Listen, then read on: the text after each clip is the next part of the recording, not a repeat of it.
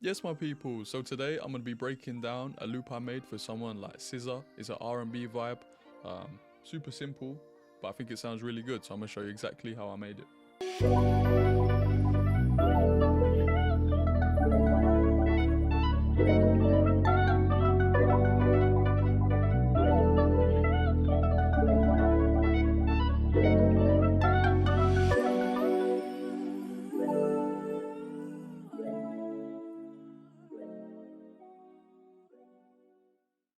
I started this loop using a one shot. I used a Beat Sinners kit, and the one shot sounds like this. I just made some adjustments to it using this tab here. It was originally a pad, so I wanted it to be more of a pluck sound. And the MIDI we played sounds and looks like this.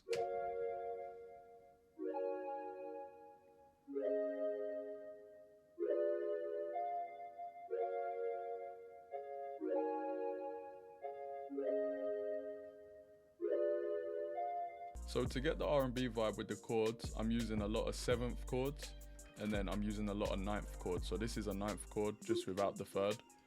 And then to take it to the next level and make it sound super R&B, you want to be using diminished and diminished 7th chords. So this is a diminished 7th chord. If you don't know how to play them, just look them up online and you can just incorporate them into your work. For the effects on that first sound, I added a decimort to take away some of the highs. Used a flanger, I used a delay, I used a reverb, and then I used the EQ to cut out a lot of the lows. So again, I used another one shot from the same kit. I wanted to add a bit more depth to the sample because the original keys are quite thin, so I added this one shot. Again, playing around with the hold and the decay so I have more control over the sound. And we copied the chords, just creating some slight variation. So these ones are plucked differently. And it sounds like this.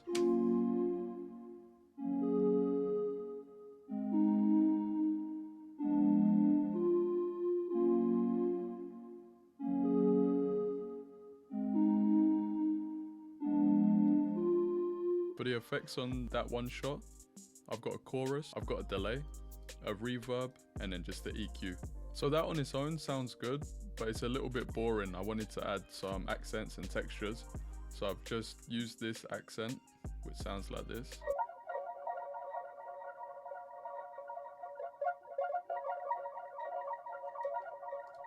And then I've just chopped it and I've added lots of delay to it so I can fit it in this loop. And now it sounds like this.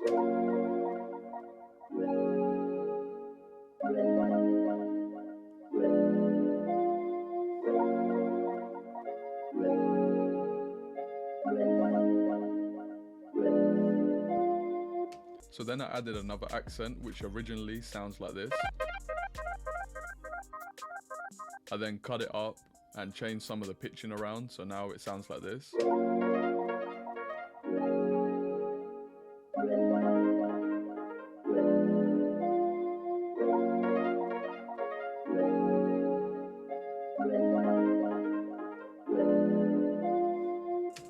So as you can see, the intro to the loop is very simple. I just wanted to get a vibe, and then everything else is going to come in for the main section. Straight away when coming into the main section of the loop, I wanted to add a sound that was super catchy and gets the listener's attention.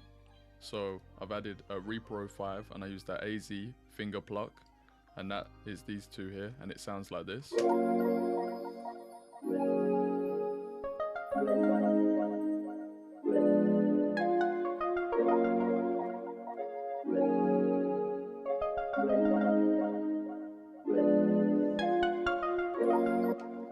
And for the effects on it, I've just added an echo mode, which is a delay. I really like this delay. It's crazy, but if you can get it to sound good, it's really nice. And then I added this reverb. Next, I wanted to add some movement to the melody, so I added a pad from Analog Lab. It's from a Vision XE kit, and it's I'm not even going to try and pronounce that, but that's the name. And it's the same chords as we used for the original pads, and it sounds like this.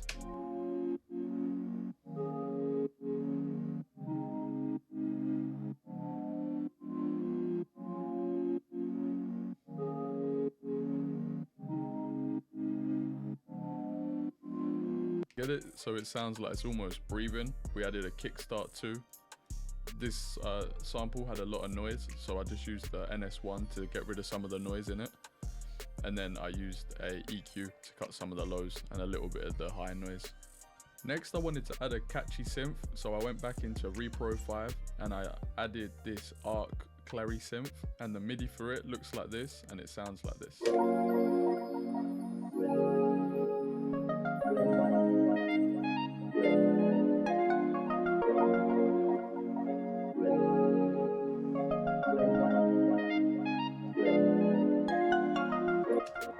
So my goal with that synth was to have it bouncing off of the other Repro 5 plucks we had, so you can see in the spaces. So there's a call and response. I've added this synth so they bounce off one another quite nicely.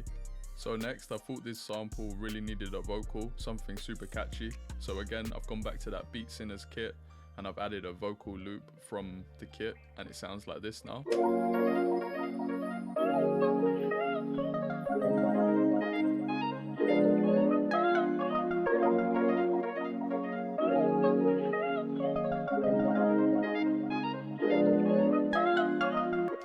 And for the effects, I just kept it simple with a pancake, a reverb, and the EQ, cutting out the lows. And then I thought the sample sounded really thin, which is okay for when the drums come in and things like that. But for this part of the melody, I wanted to add a bass. So I used my Prophet and I recorded a bass in, just following the bass notes, and the bass sounds like this.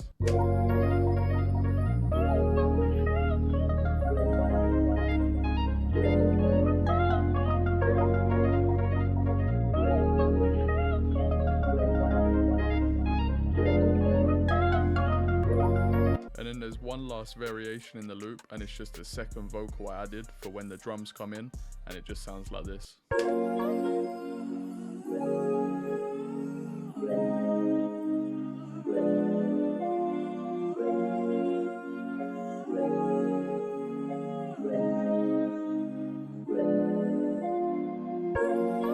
But yeah, I've kept this loop super simple. It goes to show like you don't need to add crazy layers and crazy things. Just as long as each sound you're adding has a purpose, it should sound really full and it can sound really good without doing too much. So just to finish it off, I exported everything.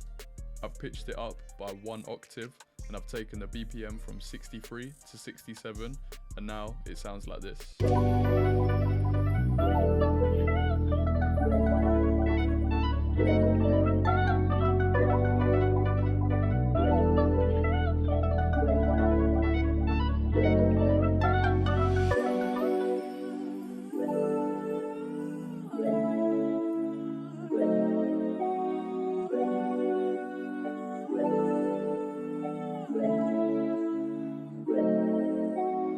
And that's the finished loop. I hope you guys enjoyed this one. I just wanted to say a big thank you for everyone that's watched the channel, liked, bought some kits from me, whatever you did to support. I really appreciate it.